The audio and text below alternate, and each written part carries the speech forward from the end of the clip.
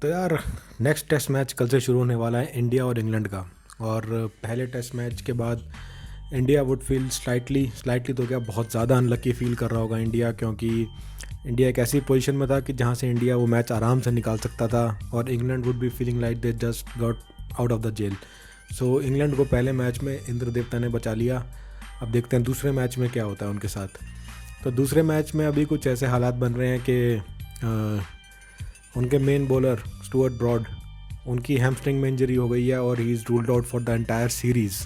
तो ये एक बहुत ही बड़ा ब्लो है इंग्लैंड के लिए, क्योंकि स्टुअर्ट ब्रॉड और एंडरसन वो उन दोनों मेन स्टे थे। और दुख की बात ये भी है कि एंडरसन को भी चोट लग चुकी है। इंग्लैंड के लिए दुख की बात है, और अगर आप कोहली समर्थक हैं या भारत समर्थक हैं तो आपके लिए खुशी की बात है।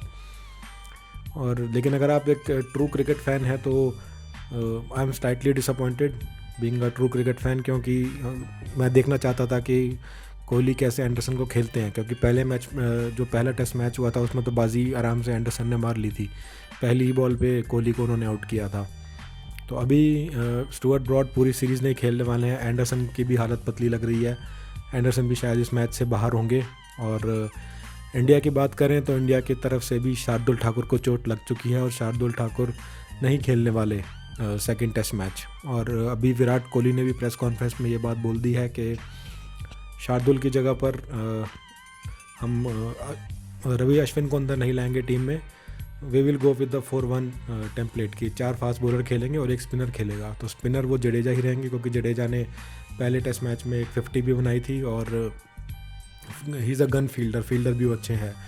अगर वो रन भी ना बन रहा है आपके लिए बल्ले से, लेकिन वो आपके लिए 10-15 रन तो फील्ड में बचा के दे देते हैं। तो जडेजा के साथ फास्ट बॉलर खेलेंगे 4। अब वो देखना ही होगा कि उन 4 फास्ट बॉलर में किसका नंबर लगता है, ईशांत का या फिर उमेश का।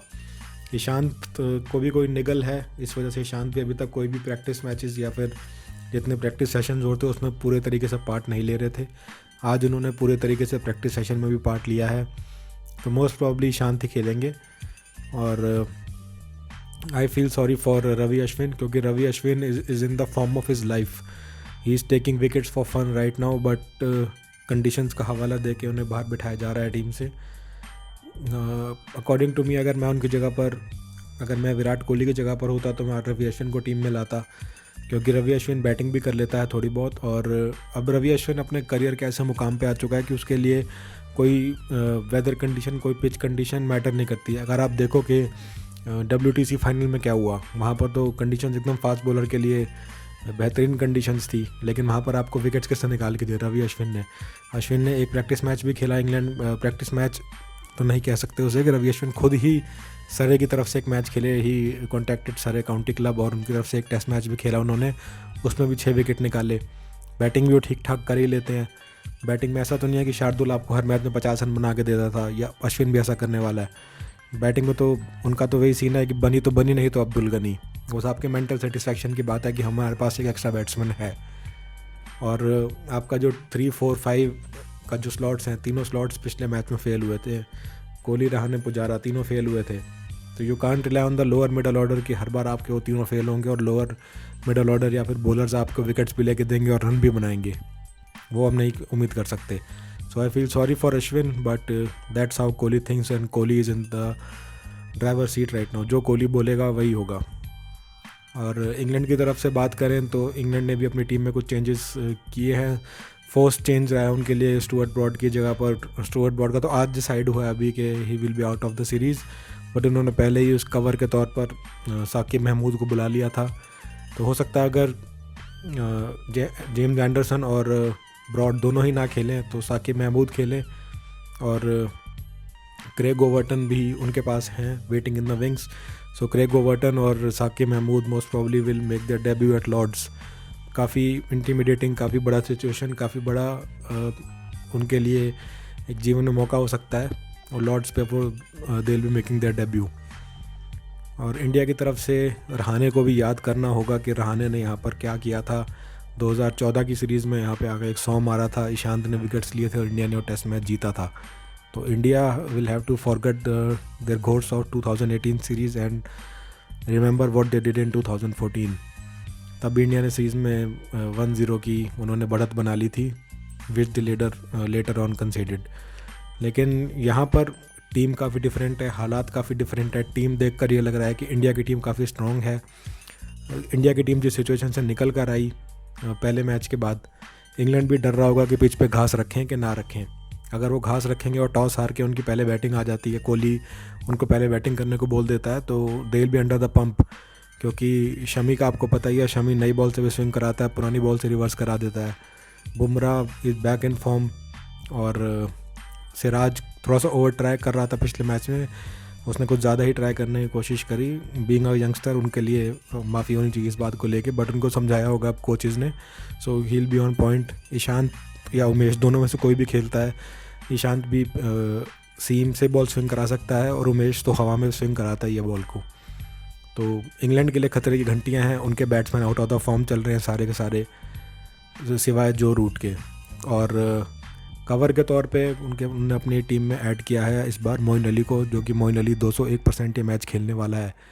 मोइन अली की उनको बहुत ज़रूरत है, because they are missing the balance in their side. जब से उनकी टीम से बेन स्टोक्स गया है, एक ऑलराउंडर की कमी खल रही है, और ऑलराउंडर की कमी खिलाने को दूर करने के लिए उन्होंने 100 में बेहतरीन प्रदर्शन करते हुए मोइन अली को वापस बुला लिया है टीम के अंदर। बीइंग अ स्पिनर, अगर वो ड्राई पिच भी देते हैं तो Moeen Ali may be useful for them, और Moeen Ali will most probably be in their 11। Middle order में बैटिंग करते नज़र आएंगे मोइन अली हमें। हो सकता है डॉम सिबली को बाहर किया जाए या फिर डैन लॉरेंस को बाहर किया जाए। मोस्ट प्रॉब्ली डैन लॉरेंस बाहर होंगे, उनकी जगह पर विल सी मोइन अली आएगा टीम में। और मोइन अली से इंडिया को थोड़ा सा सावधान रहने की ज़रूरत है, क्योंकि मोइन अली इंडिया के अगेंस्ट अच्छा परफॉर्म कर देता है इंग्लैंड में भी। लेकिन इंग्लैंड को इससे बहुत फ़ायदा होने वाला है, क्योंकि इंग्लैंड के पास एक एक्सपीरियंस प्लेयर टीम के अंदर आएगा, और इंग्लैंड को एक्सपीरियंस की कमी खल रही होगी, क्योंकि एनीवेज ब्रॉड और एंडरसन नहीं खेलेंगे इस मैच को। एंडरसन हो सकता है खेल भी जाएं, but England, I don't think England उनको रिस्क करेगा, कंसिडरिंग दैट कि एशेज़ भी इसी साल होने वाली है। एंडरसन की एज भी 39 है, और he may take longer for recovery.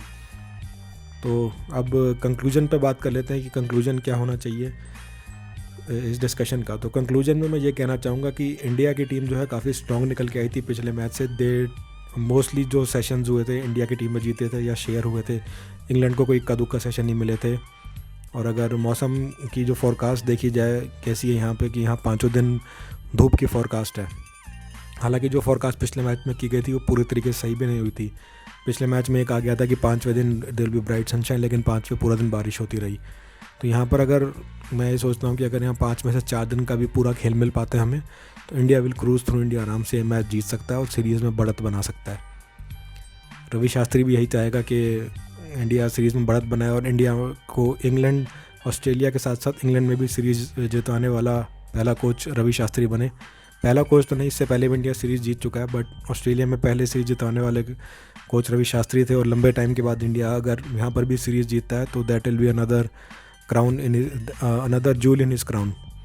क्योंकि रवि शास्त्री का भी आज खबर आ गया कि Ravi Shastri most probably T20 world cup के बाद अपना टेन्योर कंप्लीट नहीं करेंगे। अपना जो उनका टेन्योर था वो समाप्त हो रहा है T20 वर्ल्ड कप के बाद, और उसके बाद वो ओवर एज भी हो जाएंगी, क्योंकि he is currently 59 years of age, तब वो 60 के हो जाएंगे। और BCCI का जो रूल है कि they don't take coaches who are above 60 years in age. तो अब देखते हैं क्या होता है कल के मैच में।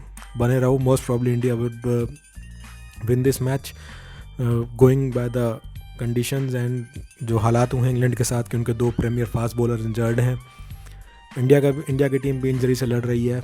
देखते हैं कल क्या होता है कि किसको मौका मिलता है टीम में। तो कल मैच के बाद डिस्कस करेंगे क्या होता है। तब तक चैनल पे बने रहो, सब्सक्राइब करो यार, क्या करो, सब्सक्राइब करो। Thank you for your time, cheers.